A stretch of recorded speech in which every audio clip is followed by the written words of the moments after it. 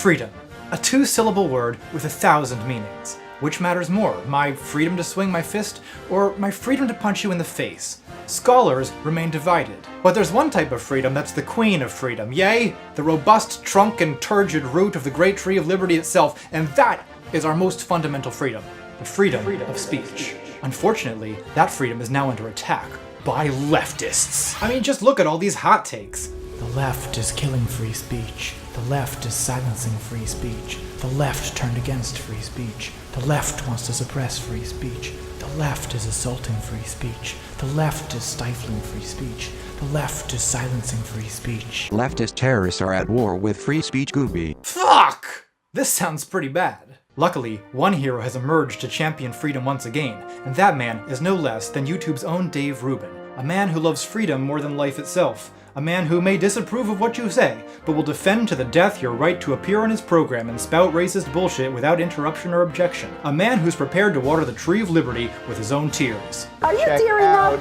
You did something. No, it's the lights are getting me. Was it the lights, Dave? Are you sure it wasn't freedom?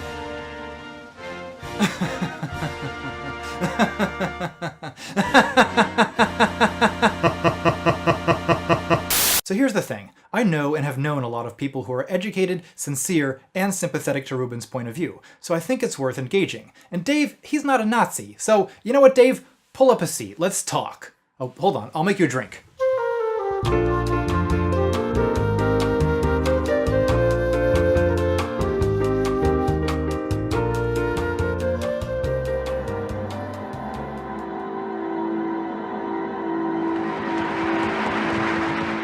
Fire! Fire! Fire! Fire! Now you've heard it. Not shouted in a crowded theatre, admittedly, as I realize I seem now to have shouted it in the Hogwarts dining room. 10 points to Gryffindor, my friends, 10 points indeed. Jesus, I can already feel myself being infected by Hitchens' pompous oratorical style. I'm tempted to call him the fatuous, overpraised Christopher Hitchens. If I keep that up, I'll be quoting Philip Larkin at you by the end of the video. But you know, Dave, it's fitting that I had an acid flashback and hallucinated Christopher Hitchens just then, because Hitchens is, in a sense, the steelman of your position, the ultimate champion of free speech. I mean, he's every liberal white boy's favorite, the man who Bill Maher practically tears up over while besmirching his memory, comparing him to Milo Yiannopoulos. I mean, you remind me like of a young, gay, alive Christopher Hitchens. Ugh. The point is, if I choose Hitchens as the representative of my opponent's position on free speech, surely no one can accuse me of strawmanning. So tell me, Acid Hitchens, what does free speech mean to you?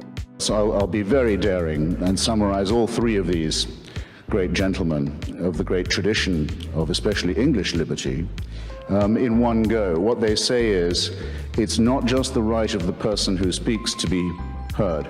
It is the right of everyone in the audience to listen and to hear. And every time you silence somebody, you make yourself a prisoner of your own action because you deny yourself the right to hear something. So free speech isn't just protection against laws regulating expression, it's also the right of any speaker to a platform and the right of an audience to hear. But does that really apply to everyone? Like, what about a Holocaust denier? So that person doesn't just have a right to speak. That person's right to speak must be given extra protection because what he has to say must have taken him some effort to come up with, might contain a grain of historical truth, might in any case give people to think about why do they know what they already think they know? How do I know that I know this, except that I've always been taught this and never heard anything else? So not only does a Holocaust denier have a right to speak, but, in this view, because what they say is marginal, we actually have a duty to provide special protections to make sure that what they have to say is heard. This is a huge, all-inclusive, and very nuanced notion of free speech, and Hitchens isn't making it up. It comes from John Stuart Mill, one of history's great social justice warriors. According to this view, the right to free speech goes way beyond anything guaranteed by the US Constitution. It takes into consideration not just legal restrictions, but also the social pressures that can silence nonconformists in marginal viewpoints in subtle ways.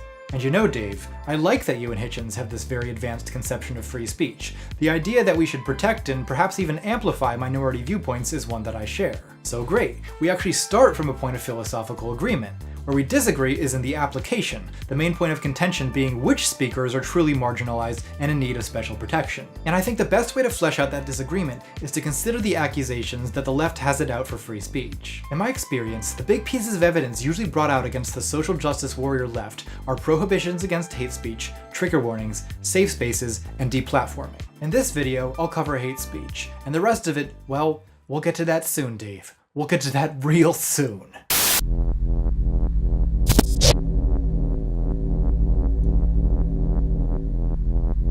Tell me, Lao Shi, what is the meaning of freedom?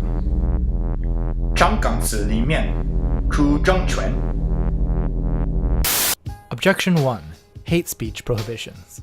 Unlike the accusations regarding trigger warnings and safe spaces, the suggestion that the prohibition of hate speech violates the right to free speech is at least not completely frivolous. I think this is worth taking seriously. Now, free speech prohibitions exist at 3 levels. At the highest level, there are legal prohibitions, such as the prohibitions against displaying Nazi imagery, which have allowed Nazis to get my anti-Nazi videos banned in much of Europe. Speaking as a freedom-loving American, I find these laws clearly in violation of what the right to free speech protects. I mean, what? The Führer is gonna make it illegal to display a swastika now? What is this, Nazi Germany?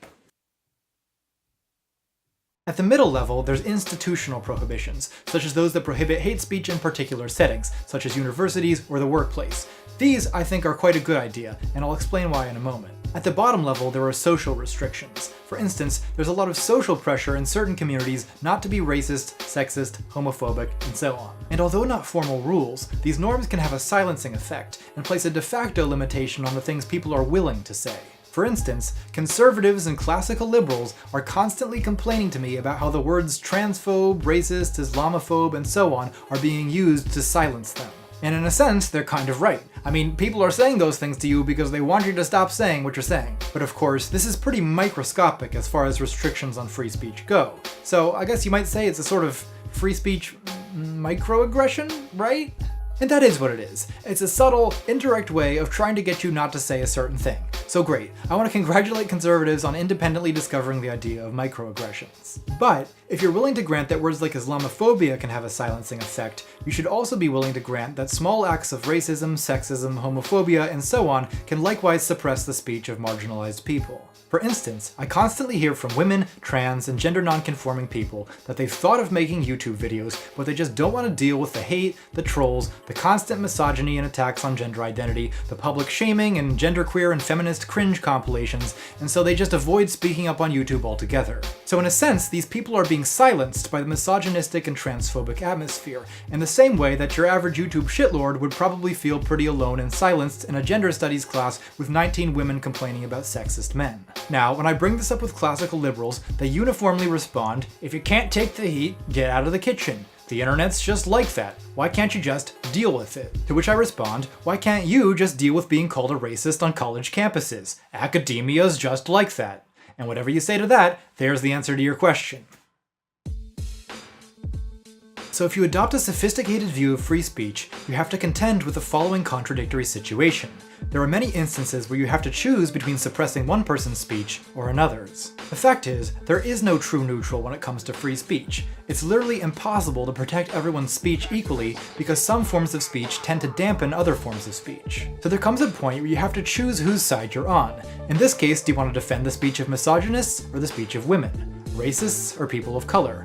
Homophobes and transphobes, or queer people? And I'm not talking about passing laws here, I'm talking about establishing norms of discourse. And what I notice about you, Dave, and about much of your audience, is you only ever seem to stand up for the right of people not to be silenced by slurs like racist and transphobe, and in fact, you present the topic like it's the most important political issue in the world right now. But on the subject of how bigoted attitudes and speech may silence women, people of color, queer people, and other marginalized groups, you seem to have absolutely nothing to say. There's endless catastrophizing from classical liberals on YouTube and elsewhere about how policies prohibiting transphobia in the workplace, including intentional misgendering, are a terrible limitation on the freedom of speech of transphobes. But these same people give no concern whatsoever to the way in which a hostile environment where, for instance, a trans employee's gender identity is constantly disparaged and disregarded might itself have a silencing effect if it doesn't pressure trans people out of the workforce altogether. And I can't help but look at this and conclude that you've taken a side in an ideological battle, while pretending all the way that you're simply defending the supposedly completely neutral value of free speech. Well, don't think we don't notice which instances of speech you choose to defend, and this doesn't just apply to Dave Rubin either. Let's see what Hitchens, so passionate in his defense of the Holocaust denier's right to a platform, has to say about protecting the speech of women, queer people, and people of color. Because we've had invocations of a rather drivelling and sickly kind tonight of our sympathy. What about the poor fags? What about the poor Jews, the wretched women who can't take the abuse, and the slaves and their descendants, and the tribes who didn't make it and were told that their land was forfeit? So the women, the fags, the slaves and their descendants, and the tribes who didn't make it should just take the abuse, while the Holocaust denier deserves special protections. Like I said, don't think we don't notice whose speech you rush to defend, and who you tell to take the abuse and get over it. Why does everyone love Hitchens so much? I mean, we've got people in the comments saying they want to memorize his speech and that they cried during his speech because of freedom. I mean, every American liberal with a weakness for a slick turn of phrase and an oaky public school accent is susceptible. I certainly had a boner for the man for years, and part of me still does. But there's something self-satisfying about it, isn't there? I, the intellectual kin of Socrates, appreciate the true value of free speech in accordance with the great English tradition of liberty, unlike these wretched, whiny women, blacks, and Muslims. Fuck that shit. Tell me, Lao Shi, what is permitted and what forbidden? 天高皇帝远。 The truth is that there are always explicit or implicit limitations on the kind of speech that's acceptable, and there are major restrictions that no one complains about, not even Dave Rubin. For instance, there's a whole lot of stuff that you aren't allowed to say or do in a YouTube video. If there weren't, there would be a whole lot more full penetration on this channel, I can tell you that. Just multiple camera angles of me being ruthlessly pegged by a giant woman in a lizard mask. And sure, maybe that's not what Milton had in mind when he wrote the Areopagitica, but do you believe in freedom or not, Dave? And okay, I guess obscenity and hate speech are maybe not equivalent examples, granted, but even the staunchest defenders of free speech all seem to have instances where they're willing to make exceptions. For instance, Hitchens claims at the beginning of his free speech lecture that he's willing to tolerate any interruption, no matter how abusive. I exempt myself from the Speaker's kind offer of protection that was so generously proffered at the opening of this evening. Anyone who wants to say anything abusive about or to me is quite free to do so. And we've heard his defense of platforming Holocaust deniers, but is he willing to give 9/11 truthers the same courtesy? Let's take a look. Go away. Go away. We don't want fascist crackpots taking up our meeting. Thank you. Go away. Go away. Different panel. Fascist crackpot. Different. Fascist crackpot. We're here. We're not here to talk to you. Throw him out. Sir. Throw him out. Here, sir. Security. Security, please. So he calls them fascist crackpots and has them removed by security, and in the comments the fanboys are celebrating the ownage. But all he did is deplatform them, which, fair enough, I mean I would do the same, but he's doing exactly what I say we should do with people like Richard Spencer, and then people accuse me of being against freedom of speech. The point is, no one is perfectly consistent when it comes to protecting the speech of people they disagree with, and in fact, it's impossible to be perfectly consistent because, as I've argued, some forms of speech tend to suppress other forms of speech. But I think you can learn a lot about a person's politics by which speech they choose to defend and which speech they choose to shut down. So when I see people defending Richard Spencer and acting like the Declaration of Human Rights has gone up in flames because of campus or workplace hate speech prohibitions, while saying absolutely nothing about the way hate speech itself can be silencing, I don't see neutral defenders of free speech. I see people who have taken a side, and it's not the right side. As Philip Larkin once said,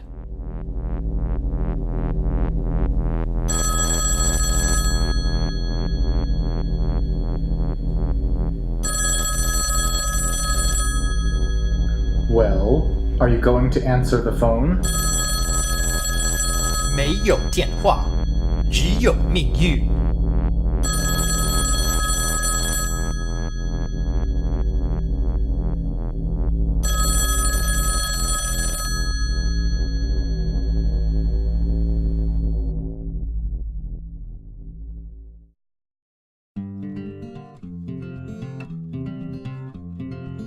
Special thanks to James Rands, who's been very unjustly excluded from the credits until now.